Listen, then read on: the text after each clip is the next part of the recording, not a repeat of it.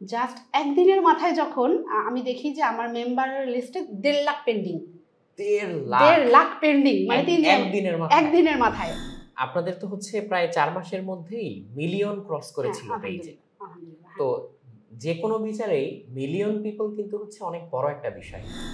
এরকম অনেক রেকর্ড আছে যে আমাকে ইনবক্স করেছে যে আপু আমি হচ্ছে বাচ্চার দুধ কিনেছি এটা সেল করে, আপনাকে অনেক থ্যাঙ্কস যে আপনি এরকম একটা প্ল্যাটফর্ম করেছেন। মানে মানুষ যেখানে আছে সেখানে গ্যাঞ্জাম আছে, এটা হচ্ছে গিয়ে, আর যেখানে বাঙালি আছে এটা হচ্ছে গিয়ে সব থেকে বড় কথা। মানে কি, আপনি একটা ভালো কাজ করছেন, এটা অনেকে সহ্য হবে না।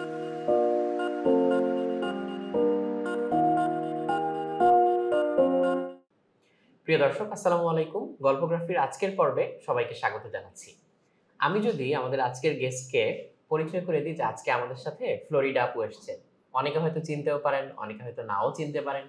কিন্তু আমি যদি বলি যে আজকে আমাদের সাথে রিসাইকেল বিনের প্রতিষ্ঠাতা এসেছেন, তাহলে আমার মনে হয় না যে ফেসবুক ব্যবহার করেন এমন কেউ হচ্ছে না চিনে থাকতে পারবেন। আপু আসসালামু আলাইকুম। ওয়ালাইকুম আসসালাম ভাইয়া, কেমন আছেন? কেমন আছেন আপু? আমি অনেক ভালো আছি। আলহামদুলিল্লাহ ভালো আছি। এবং আমরা আজকে খুবই আনন্দিত যে রকমারিতে আজকে আপনি আমাদের সাথে এই সময়টা দিতে পেরেছেন। আজকে আপনার কাছ থেকে আমার অনেক কিছু জানার আছে এবং আমাদের দর্শকদেরও অনেক কিছু জানার আছে। কারণ ফেসবুকে যদি one of the most popular pages আমি বলি, তাহলে রিসাইকেল বিন কিন্তু তার মধ্যে থাকবে। এবং ভ্যালু অ্যাডিং এর কথাও যদি বলি, তাহলেও কিন্তু এটা শীর্ষে থাকতেই বাধ্য। তো আমরা প্রথমেই জানতে চাই যে এই উদ্যোগটা কিভাবে নিলেন, কিভাবে এই আইডিয়াটা মাথায় আসলো? প্রথমে রকমারিকে ধন্যবাদ যে আমাকে আজকে সুন্দর একটা প্রোগ্রামে আমন্ত্রণ জানানো হলো। কিছু গল্প শেয়ার করা যাবে সবার সাথে, অনেক না জানা কিছু কথাও সবাইকে বলা যাবে। মাঝে মধ্যে এরকম আসলে দরকার হয় যে নিজের না জানা কথাগুলো সবাইকে একটু জানাই, কারণ ব্যাকগ্রাউন্ডের গল্প অনেকেই আসলে জানে না। অবশ্যই। তো যাই হোক, রিসাইকেল বিন আসলে কোনো প্ল্যান প্রোগ্রাম ছাড়া খোলা হয়েছিল। মানে হুট করে জাস্ট 10 মিনিটের একটা ডিসিশনে রিসাইকেল বিনের জন্য, জাস্ট 10 মিনিট। মানে হঠাৎ করে কোভিডের টাইম তখন। হ্যাঁ হ্যাঁ। তো কোভিডের টাইমে হয়েছিল কি যে আমরা সবাই গৃহবন্দী ছিলাম, তো কোনো কাজকর্ম নাই, বাসার বাইরে যেতে পারছি না। তো হঠাৎ একদিন আলমারি খুললাম, খুলে দেখি যে আমার হিউজ শাড়ি ওখানে সাজানো। যেহেতু বাইরে কোথাও যাচ্ছি না, তো মোটামুটি ধুলা পড়ে গেছে বলা যায়, মানে পড়তে পারছি না। আমার কাছে মনে হলো যে এগুলো একটা ইউজলেস, এখন তো আমরা এই আলমারিটা খালিও করতে পারবো না, কোথাও যেতেও পারছি না, এগুলোর কাজ কি? তো হঠাৎ করে তখন মনে হলো যে ফেসবুকে এরকম যদি একটা গ্রুপ থাকতো যে যেখানে ইউজ জিনিসগুলো সেল করতে পারতাম, সেই টাকা দিয়ে আবার নতুন কিছু কিনতে পারতাম, তাহলে কোভিডের টাইমে তো সবারই একটা আর্থিক সমস্যা সবাই আমরা ফেস করেছি। তো তখন আমাকে হঠাৎ করে মনে হলো যে একটা গ্রুপ খুলেই ফেলি। আর ফেসবুকে কিন্তু এমন না যে রিসাইকেল বিন এটা ফার্স্ট গ্রুপ ইউজ প্রোডাক্টের, সত্যি কথা যেটা, এই গ্রুপ কিন্তু এরকম টাইপের গ্রুপ আমি অনেক দেখেছি, বিশেষ করে দেশের বাইরে। তো হুট করে মাথায় আসলো যে আমি একটা গ্রুপ খুলেই ফেলি যে এখানে কিনা ইউজ প্রোডাক্ট সেল করতে পারি। জাস্ট 5 মিনিট 10 মিনিট চিন্তা করলাম নাম কি দিব, সেটা চিন্তা করতে যেয়ে আমার হঠাৎ করে কম্পিউটারে রিসাইকেল বিনের কথাটা মাথায় আসলো। যে রিসাইকেল করব মানে হচ্ছে কোনো কিছু তো পার্মানেন্টলি আমি এখানে ডিলিট করে ফেলছি না, আমি এটাকে আবার যেহেতু ইউজ করব, তো ওই হিসাবেই আসলে রিসাইকেল বিন নামটা আমার মাথায় এসেছিল। তো আমার হাজব্যান্ডের সাথে একটু আলাপ করলাম যে আচ্ছা আমি যদি এরকম একটা গ্রুপ খুলে ফেলি, মানুষকে আমাকে অনেক বেশি ভাববে, কারণ বাংলাদেশে তো আসলে ইউজ প্রোডাক্ট সেল খুব কম হয়। এটা একটা আমাদের আসলে কি বলবো ল্যাকিংসই বলতে পারি, বা একটা মানে এটা আমাদের জন্য একটা শর্টকামিংসও বলা যায় যে আমরা অন্যের ইউজ জিনিস বা অন্যের ইউজ প্রোডাক্ট ইউজ করব, আমাদের তো এই মেন্টালিটি আসলে নাই। আমার হাজব্যান্ড আমাকে খুব সাপোর্ট করলো যে না তুমি খুলো, অসুবিধা নাই, এখন তো কোভিডের টাইমে সবাই ঘরেই বসে আছে, তো হয়তো বা কারোর কাজেও লাগতে পারে। তো জাস্ট 10 মিনিটের ডিসিশনে আমি রিসাইকেল বিন নামে একটা গ্রুপ খুললাম, যেটার ট্যাগলাইন আমরা দিলাম হচ্ছে recycle bin drop your needless thing, মানে যেখানে আপনাদের নিডলেস জিনিসপত্রগুলো আপনারা ড্রপ করবেন। তো জাস্ট এই 10 মিনিটের একটা ডিসিশনে রিসাইকেল বিনের জন্ম। এটা হচ্ছে 2020 সালের 5 অক্টোবর, মানে একদম যখন আমরা গৃহবন্দী কোভিডের টাইমে, ওই টাইমটাতে। এই নামের আইডিয়াটা হচ্ছে আমার কাছে ব্রিলিয়েন্ট লেগেছে এই কারণে যে কারণ যেই কম্পিউটার ইউজ করেছে সে হচ্ছে রিসাইকেল বিন কথাটার সাথে পরিচিত, এবং এটার লক্ষ্য উদ্দেশ্য সম্পর্কেও হচ্ছে অলরেডি মানুষজন জানে, সো কানেক্ট করতে পেরেছে খুব তাড়াতাড়ি। মানে কি, এটা নামটা শুনেই মানুষ আসলে বুঝে যায় যে গ্রুপটা কিসের, মানে নামটা দিয়েই মোটামুটি বুঝে ফেলা যায়। এটার জন্য আর এক্সট্রা কোনো এক্সপ্লেনেশনের দরকার হয় না যে এটা আসলে কিসের গ্রুপ। তো নামটা জাস্ট চট করে ওই কম্পিউটার থেকে, আমি আসলে কাজ করতেছিলাম, আমার নিজেরও একটা বিজনেস পেজ আছে, তো সারাক্ষণই কম্পিউটার ল্যাপটপে কাজ করতে হয়, তো ওখানে আসলে ওই যে ছোট করে রিসাইকেল বিন যে ট্যাবটা থাকে ওটার থেকেই আসলে এই গ্রুপের নামটা মাথায় আসছে। আপু একদম শুরুতে সাড়া পাচ্ছিলেন কেমন? যদি অনেস্টলি বলি তাহলে আমি বলবো যে এটা মানে ওয়ান অফ দ্য মোস্ট মানে হাইপড গ্রুপ এখন তো আছেই, আর এটা সব থেকে দ্রুত রিচ করছে এবং সব থেকে ভালো সাড়া আমি পেয়েছি আলহামদুলিল্লাহ।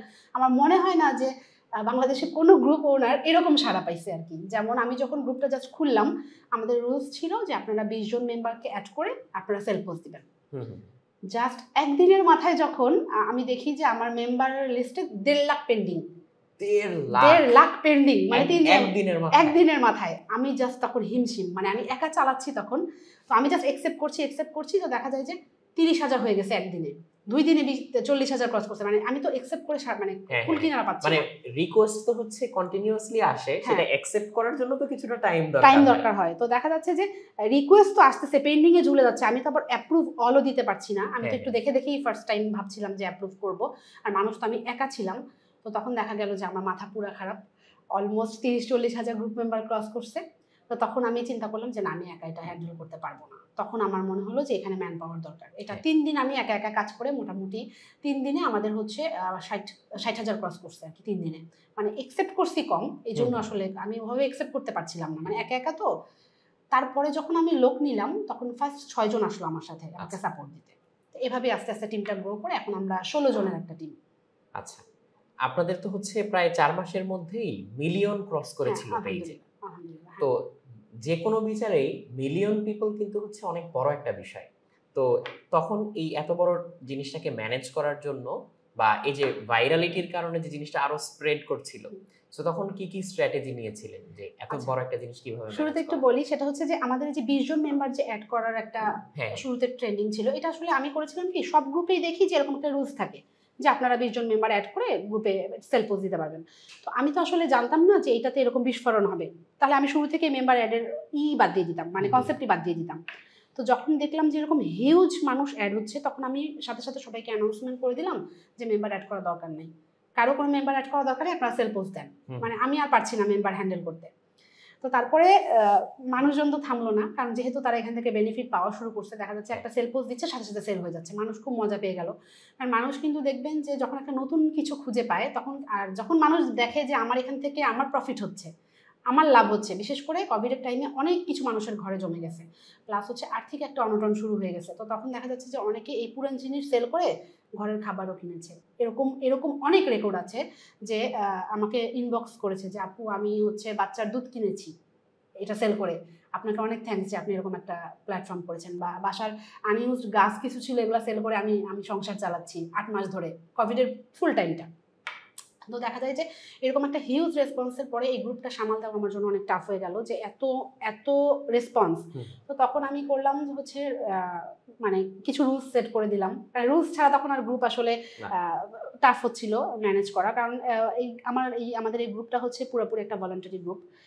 এখানে আমার যে মডারেটরগুলো কাজ করে তারা হচ্ছে একদম ফুল ভলান্টারি ওয়ার্ক করে, এবং 24/7, এবং হচ্ছে সপ্তাহে 7 দিন, কোনো ছুটি নেই। তো এটা আসলে ম্যানেজ করাটা আমাদের জন্য খুব টাফ ছিল। তো আলহামদুলিল্লাহ এটা হচ্ছে আমরা কিছু রুলস করলাম যে এটাকে কীভাবে ম্যানেজ করা যায়।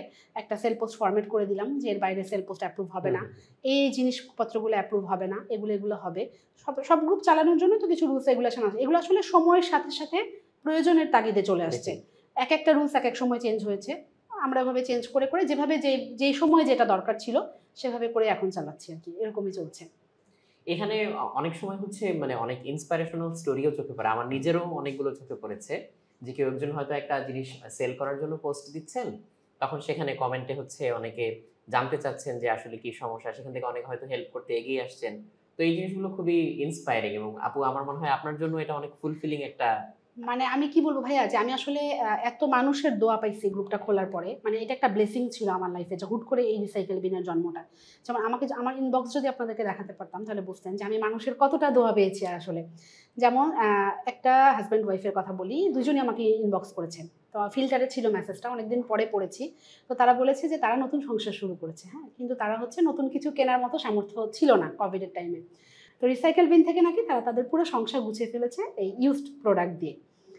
আরেকজন আমাকে এরকম ইনবক্স করলো যে তার হচ্ছে হাজব্যান্ডের জব নাই প্রায় 8 মাস, রিসাইকেল বিনে সে তার অপ্রয়োজনীয় জিনিস সেল করে নাকি 8 মাস ধরে সংসার টানছে, তারপর হাজব্যান্ডের অবশ্য জব হয়েছে, এই 8 মাসের জন্য সে আমাকে থ্যাঙ্কস দিয়েছে এবং আমাকে গিফট পাঠাতে চায়, মানে এতটাই গ্রেটফুল আর কি তারা।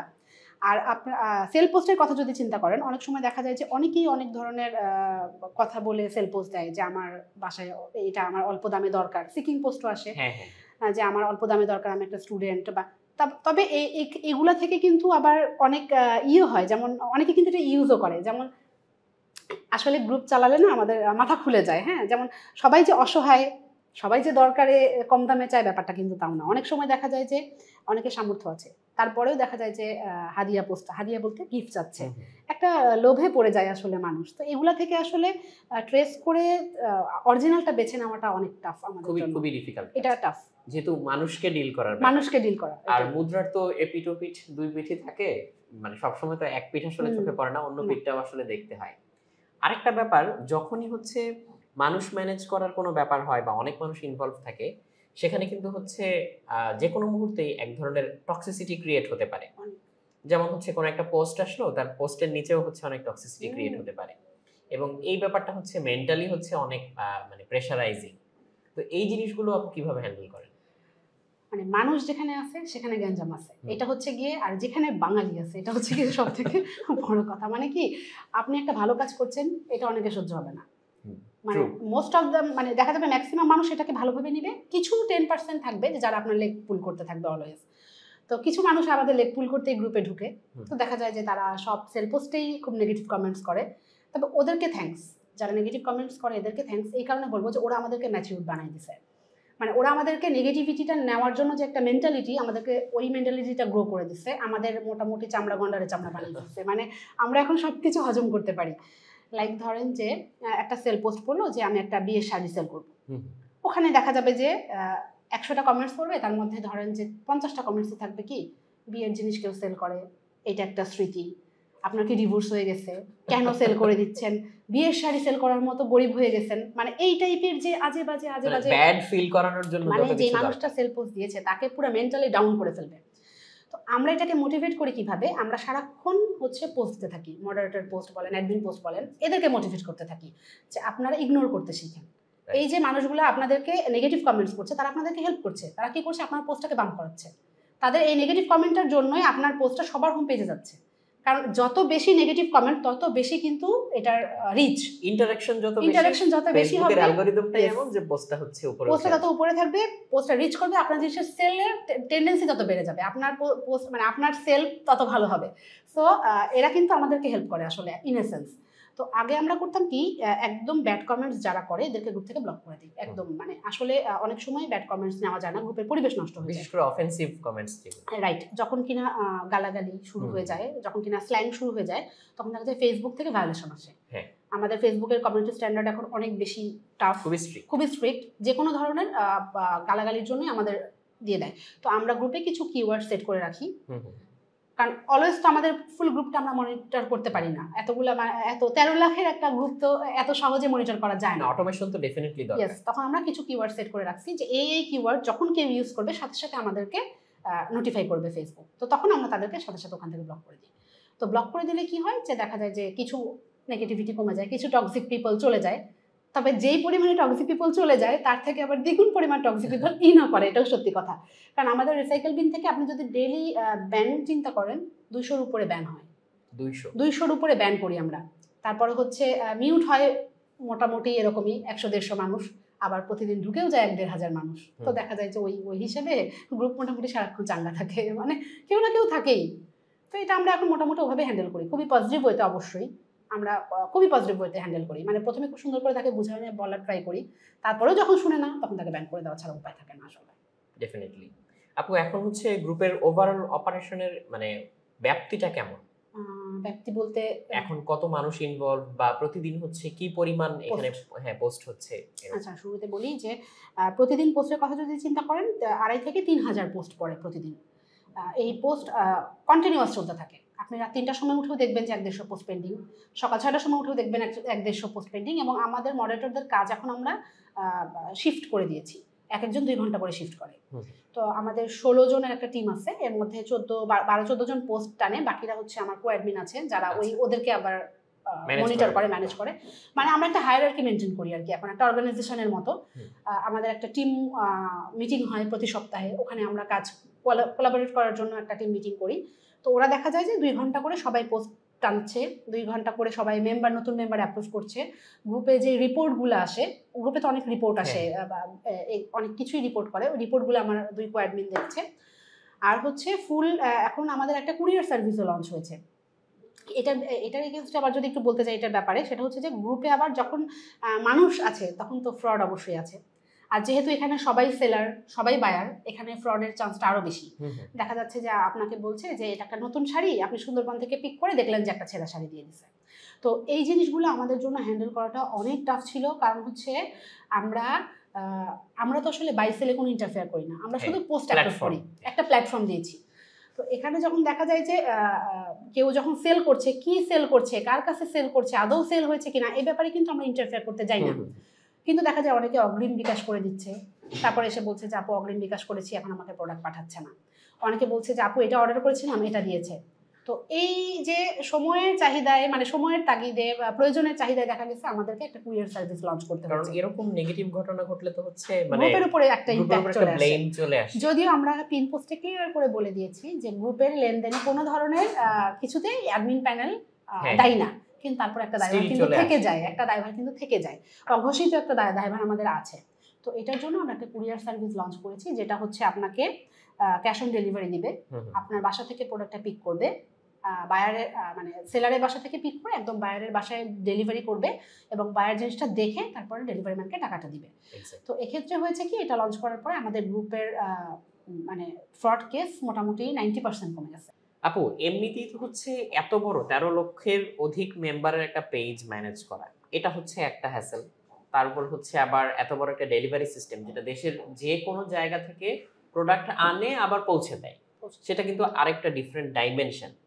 সো এই জিনিসগুলো করার পরে আপনি পার্সোনাল লাইফে ব্যালেন্স করেন কিভাবে? আসলে কি আপনার হচ্ছে এখন মানে ওরকম করে পার্সোনাল লাইফ বলে কিছু আছে নাকি সেটা মিস করেন? খুবই মিস করি, এটা একদম সত্যি কথা, যে আসলে নিজের টাইম বলতে এখন কোনো টাইম নেই। একে তো আমার ফ্যামিলি আছে, বাচ্চা আছে, ছোট একটা বাচ্চা থাকলে আসলে আর এক্সট্রা কিছু করার টাইমই পাওয়া যায় না। এটাও তো একটা ফুল টাইম জব, একটা বাচ্চা রেইজ করা, এটা একটা ফুল টাইম জব। তো তার পাশাপাশি আমাকে আমাদের গ্রুপটা চালাতে হবে। গ্রুপটাতে আমি এখন অনেক হেল্প পাচ্ছি, যেমন আমি গ্রুপটাকে না মানে সুন্দর করে সেট করে দিয়েছি। এখন আসলে আমাকে জাস্ট একটু মনিটর করলেই হচ্ছে, মানে আমাকে এখন পার্সোনালি পোস্ট টানতে হচ্ছে না, পার্সোনালি কোথাও ইনভলভ হতে হয় না। আমার 2 জন কোঅ্যাডমিন আছে যারা কিনা মডারেটরদেরকে মনিটর করে, ওরা খুব সুন্দরভাবে গ্রুপটা ম্যানেজ করে। মানে আমি যদি 8-10 দিন এখন গ্রুপে নাও ঢুকি, দেখা যায় যে আমার গ্রুপটা সুন্দরভাবে চলছে। সো গ্রুপের হ্যাসেলটা ওভাবে আমাকে নিতে হয় না। ডেলিভারির জন্য আমাদের এক্সট্রা ম্যান পাওয়ার আছে। ডেলিভারিটার জন্য আমরা একটা ডেলিভারি সার্ভিসের সাথে থার্ড পার্টি হিসেবে কাজ করছি। মানে আসলে হয় কি যে এত বড় ডেলিভারি সার্ভিস হঠাৎ করে রান করাটা টাফ। আমাদের তো গ্রুপের বয়স খুব কম, এত অল্প সময় এত কিছু করা টাফ। মানে আমরা না হয়েছে কি হঠাৎ করে বড় হয়ে গেছি, তো মানে আমরা কিন্তু ম্যাচিউর ওভাবে হইনি, মেন্টালি অতটা ম্যাচিউর হই নাই, কিন্তু আমরা আসলে এক্সপেনশনটা অনেক বেশি হয়ে গেছে। তো এই জন্য আমরা একটা থার্ড পার্টির সাথে কাজ করছি, ওটার জন্য লোক আছে। কিন্তু নিজের টাইম যদি জিজ্ঞেস করেন তাহলে নিজের জন্য কোনো টাইম নেই। খুব মিস করি হচ্ছে, যেমন আগে ফ্রি টাইম পেলে গল্পের বই পড়তাম, সমরেশ মজুমদারের বই খুবই ফেভারিট ছিল। তারপর হচ্ছে বাংলাদেশের মধ্যে যদি বলেন, মন খারাপ থাকলে হুমায়ুন আহমেদের বই পড়তাম, জাফর ইকবালের বই পড়তাম। এখন এগুলো মারাত্মকভাবে মিস করি। এখন কোনো বই জাস্ট ধরার সাথে সাথে ছেলে এসে সেটা শেষ। তো এখন ওর সামনে আর বইটাই ধরা হয় না। তবে এই লাইফটা খুব মিস করি, বিশেষ করে বই পড়াটা। অনেক বই পড়তাম একসময়। আপু এই গ্রুপটাকে নিয়ে নেক্সট স্টেপ বা নেক্সট প্ল্যান যদি বলেন, সেরকম কিছু কি চিন্তা করেছেন? নেক্সট স্টেপ বলতে আমরা চাচ্ছিলাম যে গ্রুপটার জন্য একটা ওয়েবসাইট খুলতে। মানে এখন তো আসলে আমরা সম্পূর্ণ কমার্স ডিপেন্ডেন্ট, মানে ফেসবুক ধরেন এখন যদি হঠাৎ করে বন্ধ হয়ে যায়, আমাদের এই গ্রুপটা মানুষ মিস করবে, আমরা একটা ভালো একটা জিনিস হারাবো। তো আমরা চাচ্ছিলাম যে এটাকে কমার্স বেজে নিয়ে যেতে, একটা ওয়েবসাইট করতে, যেখানে মানুষ এভাবে সেল করতে পারবে। অ্যাপসের চিন্তা আছে ফিউচারে। আর সব থেকে বড় যেই চিন্তাটা আমার মাথায় ঘুরে, সেটা হচ্ছে ফিজিক্যাল একটা স্টোর দেওয়ার চিন্তা আছে আমার। যেমন যেখানে মানুষ তার অপ্রয়োজনীয় জিনিসটা দিয়ে যাবে, আমরা সেটাকে কিনে নিব, সেটা দিয়ে সেখান থেকে আবার অনেক মানুষ এসে ওটা পিক করবে। মানে হচ্ছে ধরেন এটা অনেকটা সুপার শপ টাইপের মতো একটা কিছু করার চিন্তা আছে। তবে সেটা অবশ্যই আরও পরে আর একটু গুছিয়ে নিই আমরা, আর একটু ম্যান পাওয়ার আসুক, আমার বাচ্চাটা একটু বড় হোক, মানে সব কিছু মিলে। তবে ফিজিক্যাল স্টোরটা আমার মনে হয় বাংলাদেশে দরকার, কারণ দেশের বাইরে দেখেন ফিজিক্যাল স্টোর আছে, কিন্তু সেকেন্ড হ্যান্ড জিনিসের অনেক ফিজিক্যাল স্টোর আছে, সবাই রেখে যায়, আরেকজন এসে প্রয়োজনীয় জিনিস কিনে যায়। অনেকে দেখা যায় যে সেল করে না, এমনিতেই দিয়ে যায়, আবার যার দরকার সে এসে এমনিতেই নিয়ে যায়।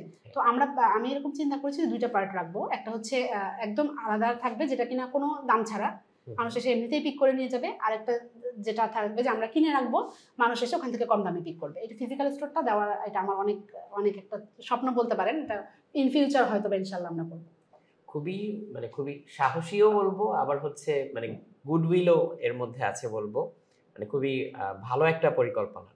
আর আপু ওয়েবসাইট এবং অ্যাপে যেতে চাচ্ছিলেন কি এই কারণে যে ফেসবুকে তো হচ্ছে ওদের ফিচারগুলোকেই আমাদের ইউজ করতে হয়, সো এখানে আপনার কোনো কাস্টম ফিচার আনবেন বা নতুন আরো কোনো সিস্টেম আনবেন এরকম? হ্যাঁ, ফেসবুকের উপর না ডিপেন্ডফুল করতে পারি না, কারণ ফেসবুক এখন অনেক সময় অনেক কিছু শুরু করছে, দেখা যাবে যে সকালবেলা হঠাৎ করে উঠে দেখবো আমার গ্রুপ নেই।